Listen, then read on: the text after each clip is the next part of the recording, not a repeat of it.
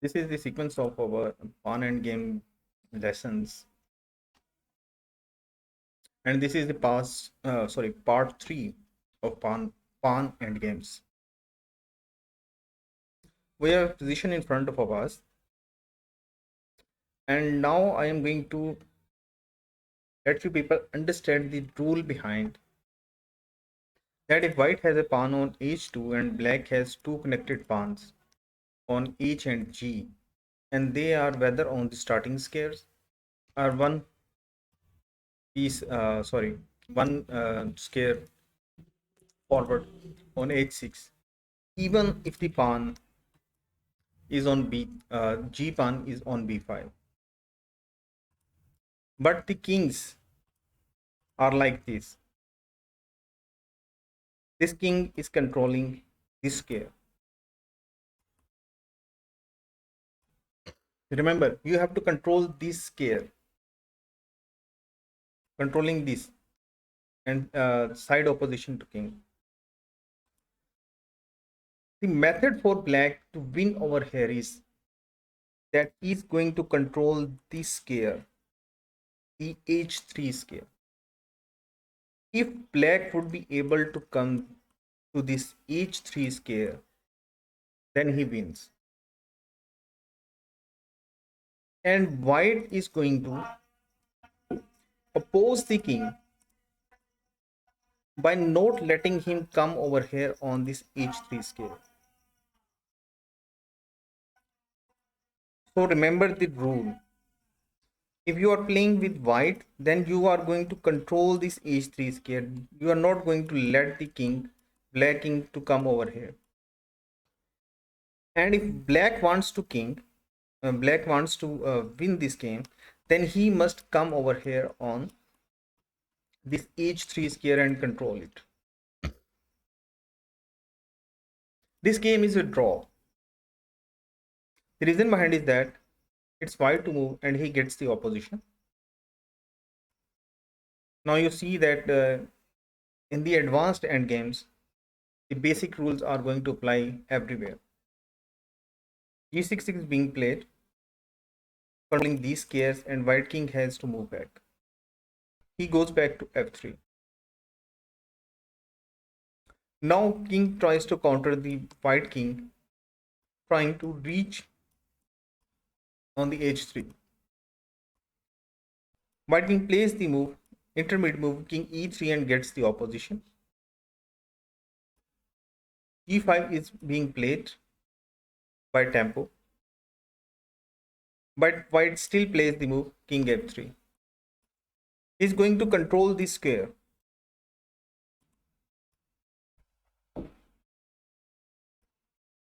So now black king tries to play king f5 and king g3. Here black tries to outflank his opponent by playing the move king e4, and white plays the move king g4. He's now going to collect this pawn. King e3 would be played, but black goes back. Save this pawn over here, and white king comes back. Remember, you are not going to play this move h3 at any cost. To draw the game, the pawn must remain on h2. Still, this move could be played in this position h3, but it will the defense will become very tough. So why to go for a tough defense instead of an easy defense? And that is, you're never going to play this move h2 to h3. You're going to keep your pawn on h2. Black tries again by playing the move king f5. King gets the opposition by playing the move king f3, and now h5.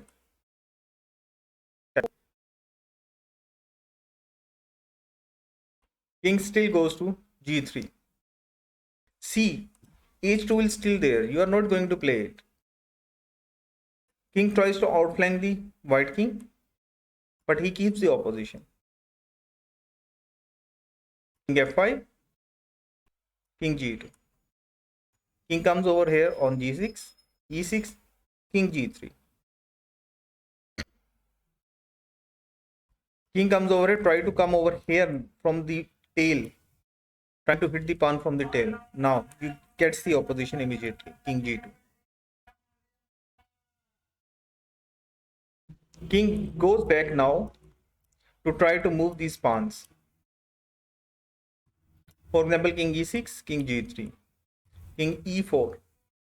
What to play? Get the opposition. Not going straight back. It is also a draw. But instead of going over here, if he plays the move, it comes to our same position once again. So he now plays the move h4 first. King g2. Still keeping the king over here. If black moves the pawn to h3, it is a dead draw. The reason behind is that, for example, he plays the move like this. King goes over here. He plays the move h3.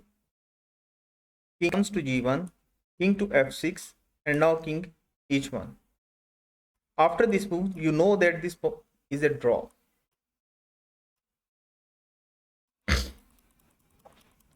So, after he tries for h4, he goes for g2. He plays the move g4. Still, you are going to control these squares and keep the opposition around your pawn. King f5. Now, you may go over here too. But let's get some tricky. King e1. If he plays the move immediately, this, then h3. King comes over here, now you go over there. You are protecting this pawn and black cannot oppose you. But why to get to a tough defense? Instead of it, simple. King g2. After pawn moves, pawn into pawn, h into pawn, and king straight forward. You remember the rule. The king always moves on to 8th rank straight forward when it is faced with pawn and king. To get the opposition, because if the king moves over here, king f6, you get the opposition. And this is the dead draw. I hope you have understood. The black king is going to play for this h3 square. And if the black king reaches over here, he wins. And white is going to counter him, controlling the square and opposing the black king.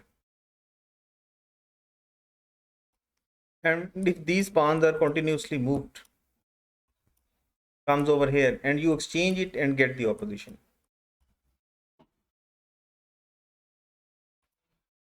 So I hope you have understood the example. Now I am going to show you that what happens if the king reaches to h6.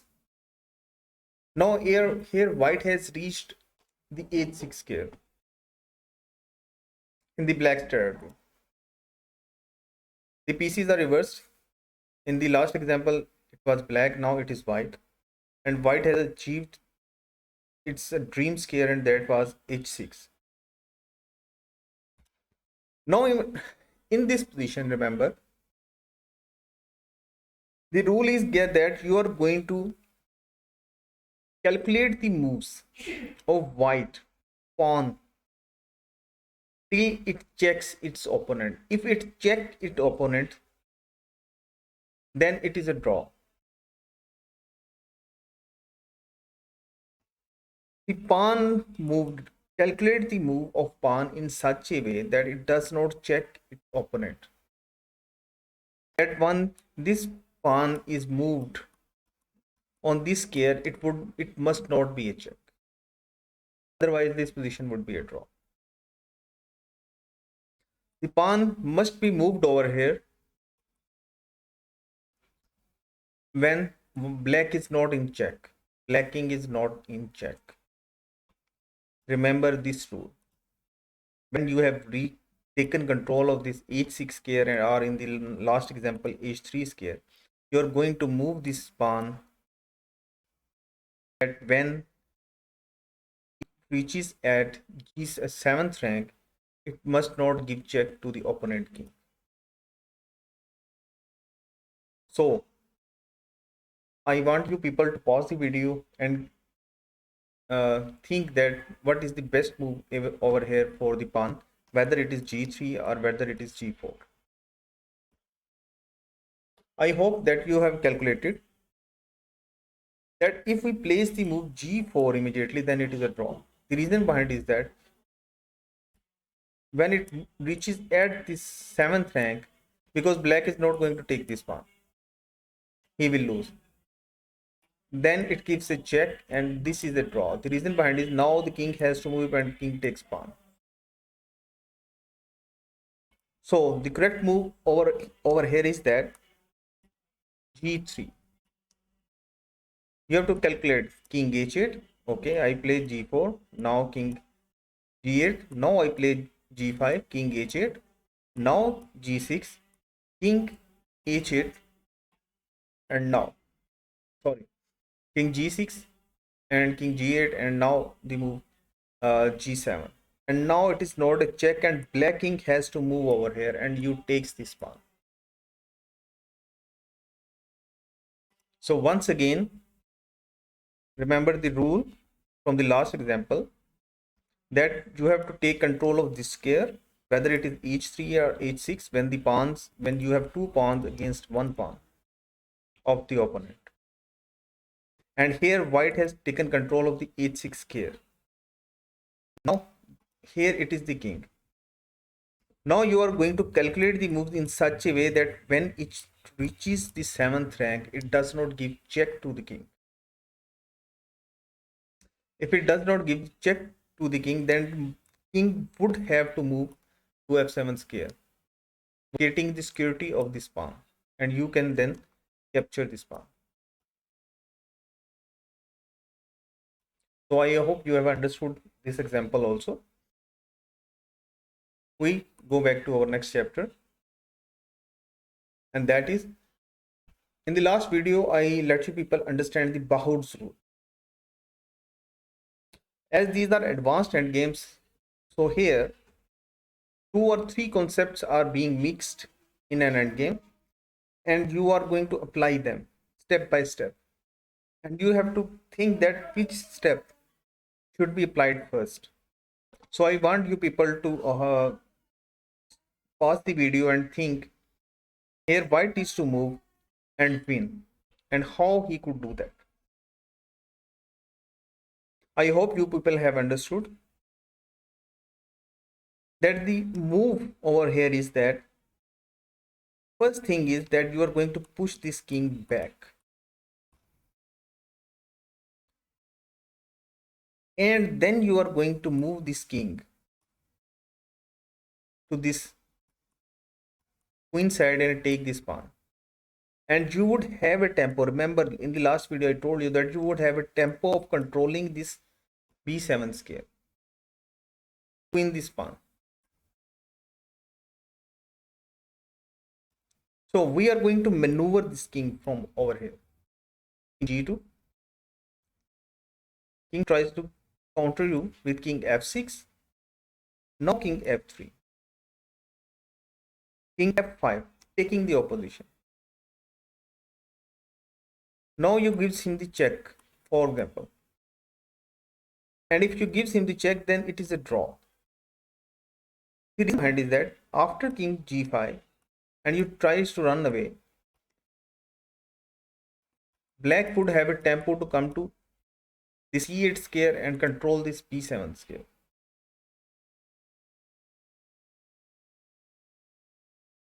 So what to do? Remember, if the pawn is on g3 square, black would have to take a longer route to take this pawn and then come to this c7 square or c8 square to control this b7 square. and you are going to use this pawn as a decoy, as it would take long time for the black king to reach over here and control this p7 square. So now you are going to vacate this pawn. You go to attack on this pawn. Black tries to stop you, but still you go over here in d6. He can't vacate this square, vacate this pawn. He have to go back. So now you go and take this pawn.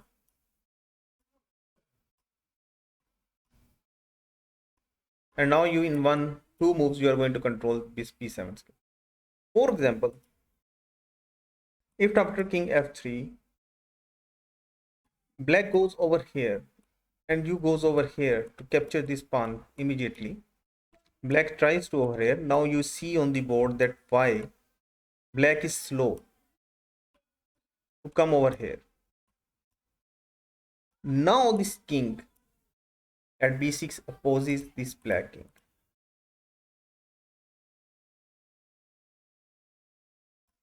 Remember, you are not going to move this pawn. You are not going to make it easy for the black king that he takes the pawn and then he immediately runs back and controls this p7 square. So you are going to keep this pawn on its location where it is at present, and you are going to maneuver your king from the back, and then you are going to take this pawn and control this p7 square to make this pawn the queen. I hope you have understood this concept also. So we move back to our next game, next position, and this is actually an intermediate level position, and it is an easy one. In the last games, I told you to outflank the opponent. Here you can outflank your opponent by playing the move king d4. King has to move back to f6. For example, if after king d4 he tries to counter you with over here, then you still goes over here. Sorry, my net is not working. The net has disconnected, I think.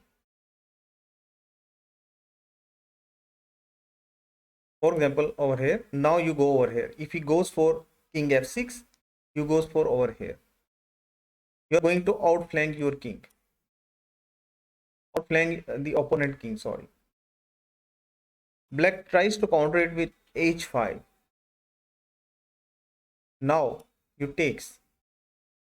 After g into h5, you comes back, taking control of this square. King has to move. He moves to, for example, e6, you give the check. King has to move to f6, now you come over here. And these squares are covered by the pawn. The king has to move back, and now you comes here and you take this pawn. This square is covered on f6, king has to move to g7. After king takes the pawn and comes over here, king f6, now you moves to king g4. And these pawns are going to queen. So once again, you have this type of position. There are different ways to win this game, but I am giving you the simple way to win this game by keeping the basic endgame rules in touch, in contact. This move also wins, but it gets somewhat tricky because after king f6, you move your king to f4, and he plays the move h5, and now you must know that which pawn you are going to take. And if mistakenly you take this pawn, then this is a draw. The reason behind is that black is going to give away this pawn and he is going to immediately go back to this corner. And you remember the rule that the pawn on h are draw, because they can't make the king move from the corner. So f5 move also wins, but it gets somewhat tricky. I'm just going to show it that after f5 check, king f6, king g4, sorry, king f4, and h5, you are going to take this pawn on g, and king has to take it. And now you play the move g5, and now you are going to outflank your opponent. After king f6, you play the move f5. Sorry, my net is not helping me at present properly. After king f5, king has to move and he goes to king g7. And now you take the opponent by outflanking him. So remember, go for a simple win, and that is king d4. If king comes over here still d6, you can still go over here. King has to go back. So he comes over here, you outflank him. He plays the move h5. Now g into h5. G into h5. Now you comes back. He plays the move f5. You go for e3. And you control. If black tries to hit this pawn, you are going to move this pawn to queen. So I hope you have understood this concept also, that if you are faced with two pawns defending side and you are attacking with three pawns, you are going to just make the king move from the pawns, and then you can play also the move f5 over here, because here if black tries to go for over here now like this, then it's simple, you comes back, because king can't oppose you, opponent king can't oppose you, he has to go back, you take the opposition. I hope you have understood this example also, the concept behind this example. Now we move to our next example.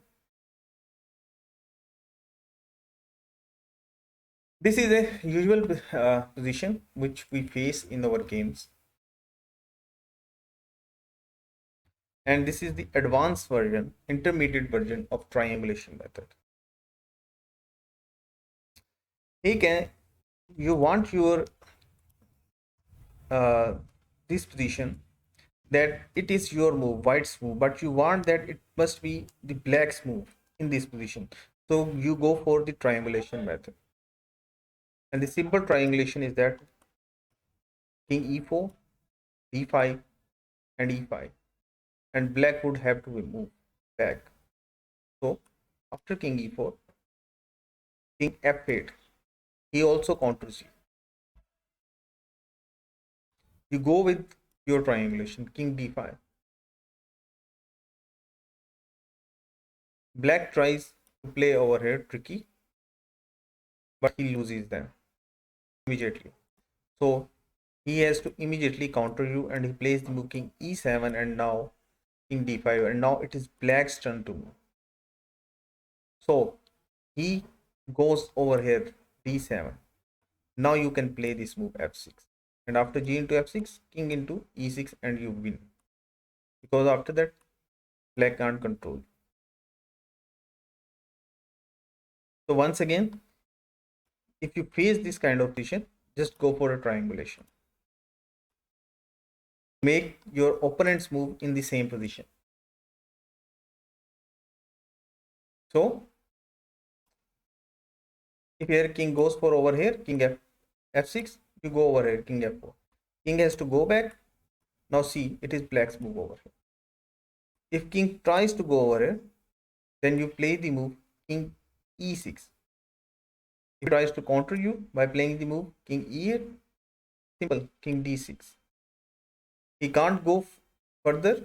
The reason is behind, you are going to play the move f6. So he has to go over here, f8. You counter him. He has to go over here. You play the move king e8.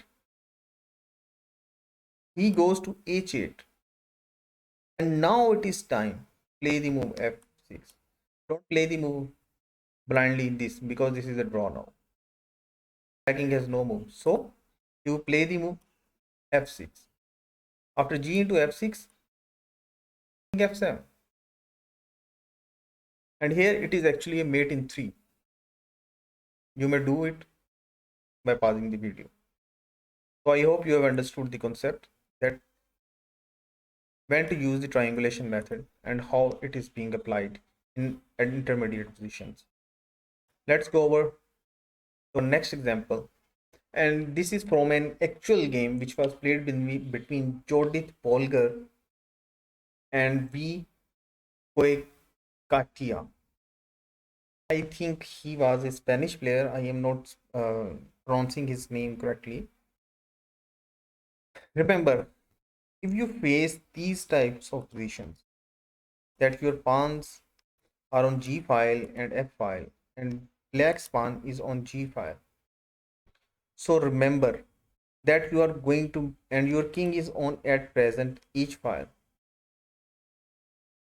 To win this position, remember you are going to bring your king to the open side where your king has more ways to move to open side, and then you are going to outflank your opponent king. So remember again, remember the rule that if your king is stuck on the H file and the pawns are on G and F file, and opponent has a pawn on G file, for example, or F file, you are going to counter your opponent black pieces by bringing the king to the other side of the board, to the open side of the board, and then you are going to outflank your opponent. This is what Judith Polgar did in her game. She played the move king g3, coming to this side of the board. King f7, king f3, king e7, king e3, and now see, white is immediately taking the distant opposition. He is not going for this move. Even this move also wins, but here the basic end game rules apply. And she was best. You know that she was the best woman chess player in the world. And she used his basic knowledge, and that was she was going for a distinct opposition here. So she plays the move king e3. King d7 was played. Now king e4. It's time to play the move e4. He counters it by the move king e6. Now white has a tempo move over here. And that was, I want you people to pause the video and think that what was the tempo move over here. How to continue this game. I hope you have understood that you are going to take the control of this f6 square from this king. So Judith play the move g5 over here. King moves to d6. And now f5. King goes back, because if he takes the pawn, then this king is going to come over here and this pawn is going to go. So he counters by going to king e7. Now f6 check. Immediately taking the f6 check. King f7. Now king e5. King has to move and these squares are covered. So king f8. And there is only one move in this position, or I would say two moves in this position which wins. One move is that you go with the rules to outflank the opponent king by playing the move king d6. After black plays the move, for example, like this, king to e8, then you can take the opposition.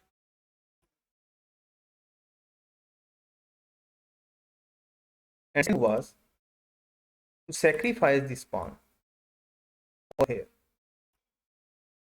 f7, which Judith Polgar played in her game. because after king takes, now you get the opposition this way also.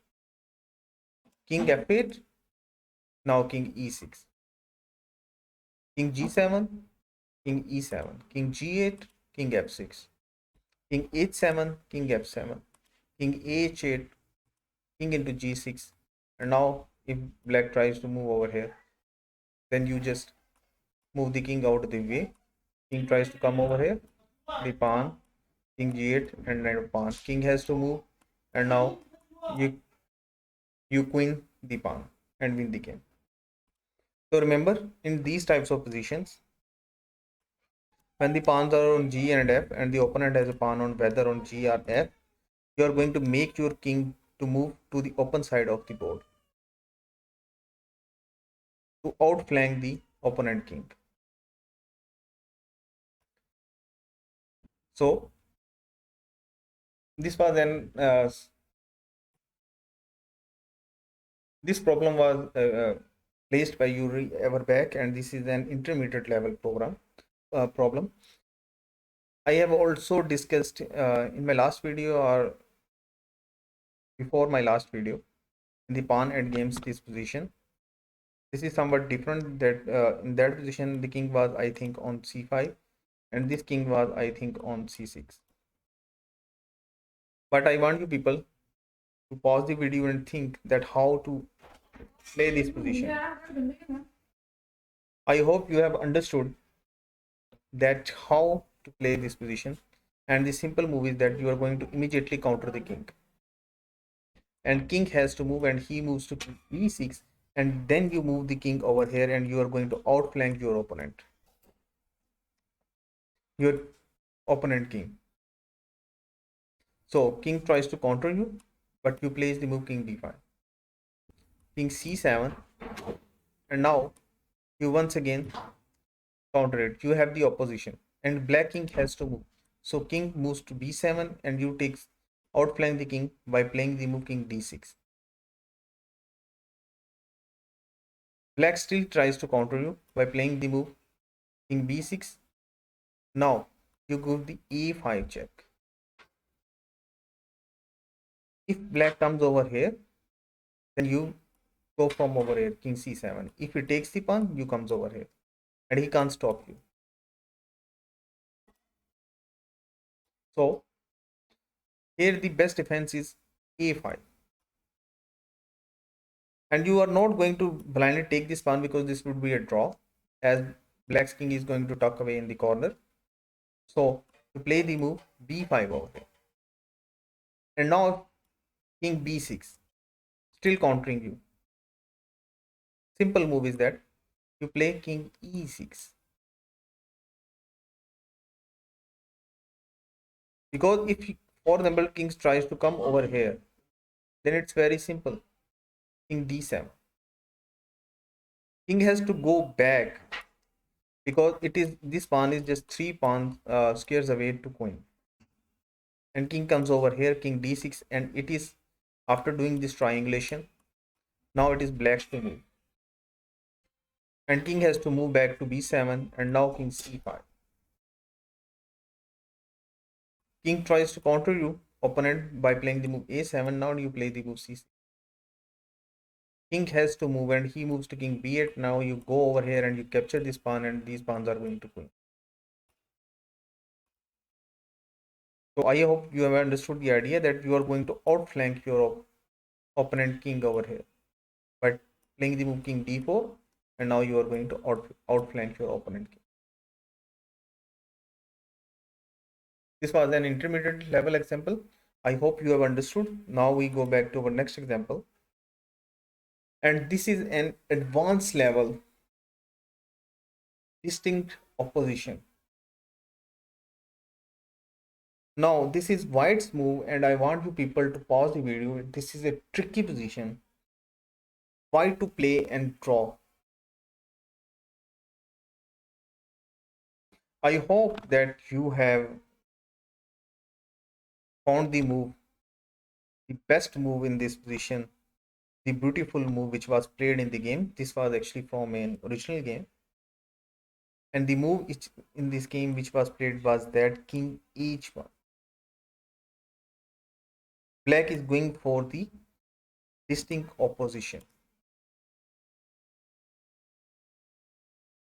The reason behind is that to play this move king h1 is that white is not going to let black take hold of this f1 and f2 square, and black is unable to take control of this f2 and f1 square. If he plays the move king e2 immediately, then king g2, white holds this here. White, these two pawns are being blocked by one single pawn of white. So here he also gets tricky and he plays the move king d2. What to do now? You are again going for distinct opposition. Don't blindly play the move like king g2, and now it would be white's turn to move, and he is going to lose this pawn. So after king d2, king h2, still keeping the distinct opposition.